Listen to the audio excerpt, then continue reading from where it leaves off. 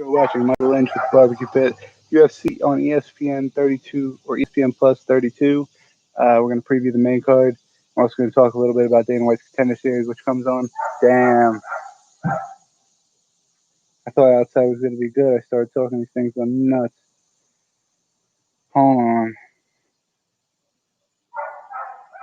I see why Dana White doesn't like doing events outside now, huh?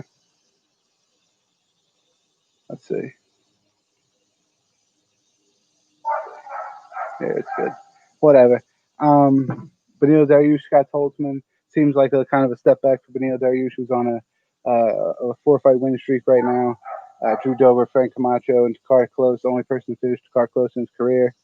3 out of 4 of his losses via TKO or knockout, but he is a black belt in Muay Thai and Brazilian Jiu-Jitsu. So he's good on the ground, good standing up. Holtzman, 14-3, 2-fight winning streak right now with Dong Hyun Ma and Jim Miller. He's also never been finished, so I could see it kind of going to a decision, but I still got Benil Dariush in that decision there. Yannick versus Julia Stolenko.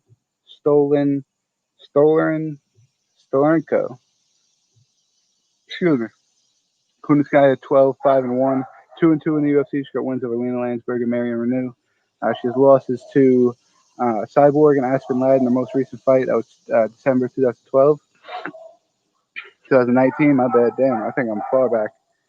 7 out of 12 of her wins via TKO or knockout. Stolenko is 9-3, 8 out of 9 of her wins via submission, so she's on the ground. It's going to be a stand-up versus takedown kind of war there. Yana Kunitskaya, I believe, going to have a little bit of a hard time with the speed that's going to be going on, with the speed of her takedowns and attempts to get it to the floor. And I think Stolenko might have a submission or could win a decision at the end of this fight. She is also on a 5-fight winning streak, with 4 of those fights in the 5-fight winning streak being by submission. So she was just fighting Invicta. This is going to be her debut, but I think she's going to surprise a lot of people. I think Yana might be the favorite there. So Stolenko, I think I got by decision or submission late, second or third round. Darren Stewart, Mikhail Pilato. Stewart, black belt in Taekwondo, purple belt in Jiu-Jitsu, 11-5-1. Never been knocked out or TKO in his career. 7 out of 11 his wins via TKO knockout. He's got a little bit more height, a little bit more reach on him. 4-5-1 in the UFC is Darren Stewart. 13-5 is Mikhail Pilato. 1-1 in the UFC. 7 out of 13 of his wins via TKO knockout. And he packs a lot of power in that little bit of smaller frame than Stewart. 10 out of 13 of his wins via finish. And like I said, 7 are by knockouts, so 3 by submission. And he won his contract in July of last year on the Contender Series, so he's only been in the UFC for 2 fights. Darren Stewart's got a lot of experience, great kickboxer, great at Taekwondo. Pilato got power, but I think the longer the fight goes, the more favors Stewart, so I got Stewart by decision there. Chris Weidman versus Omar Akhmedov is an interesting one. I was talking to one of my buddies today about that fight. He thinks Akhmedov just kind of notched his way up in the rankings there. Akhmedov 24-1, 8-3-1 in the UFC. Currently on a 3-fight winning streak that includes Ian Heinisch, Zach Cummings, and Tim Bosch.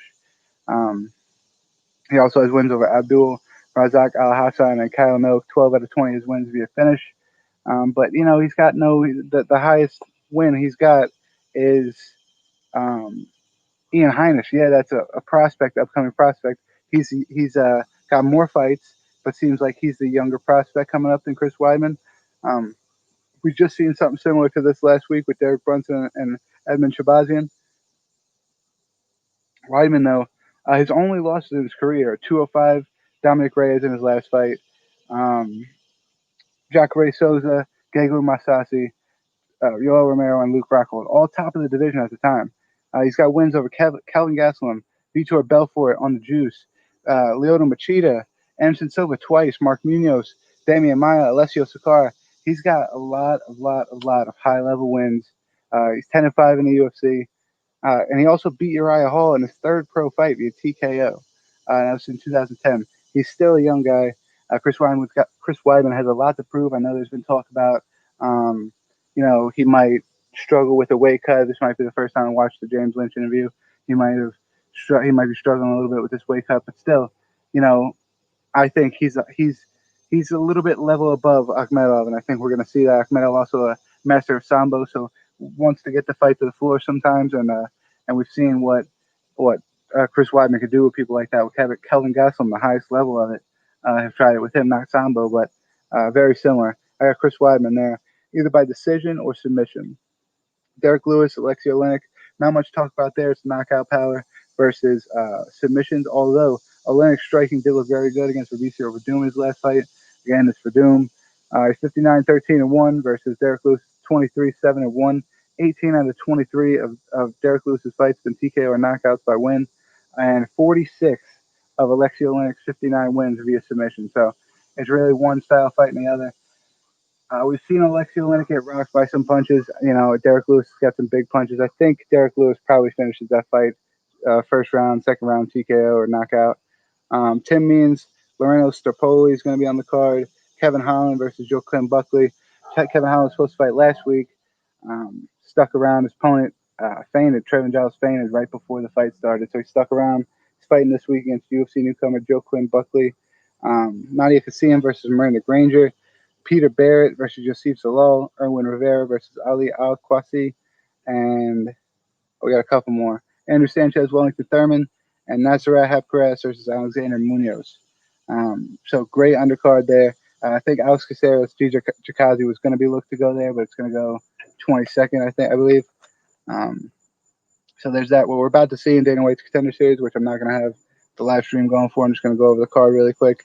Jose Flores versus Jordan Levette. 9-1 is Jose Flores. He lost via submission to Matt Favola on the Contender Series 2017. It's his only loss. 3 knockouts, 5 submissions. He's a number 12, number 11 ranked local promotion fighter in Texas. Levitt 6-0 Syndicate MMA out there in Vegas, Nevada.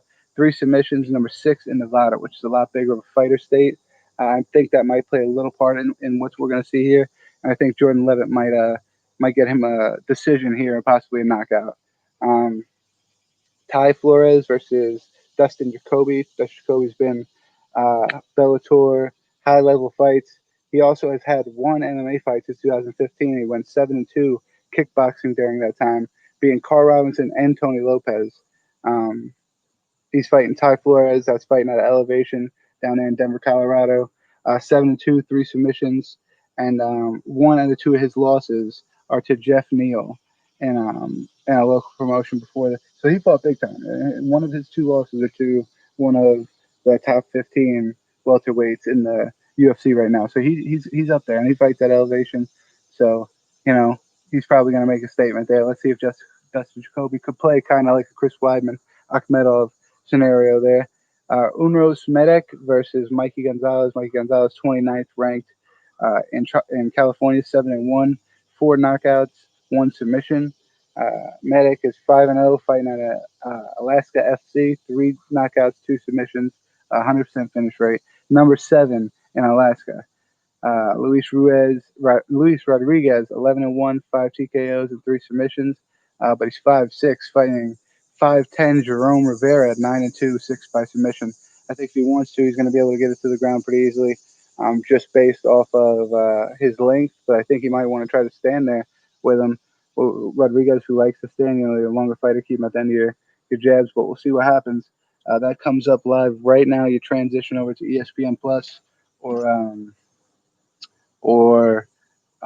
try to do it through Fight Pass. I don't know. Get your butt somewhere on ESPN, and the fights are starting now. See you next week, guys.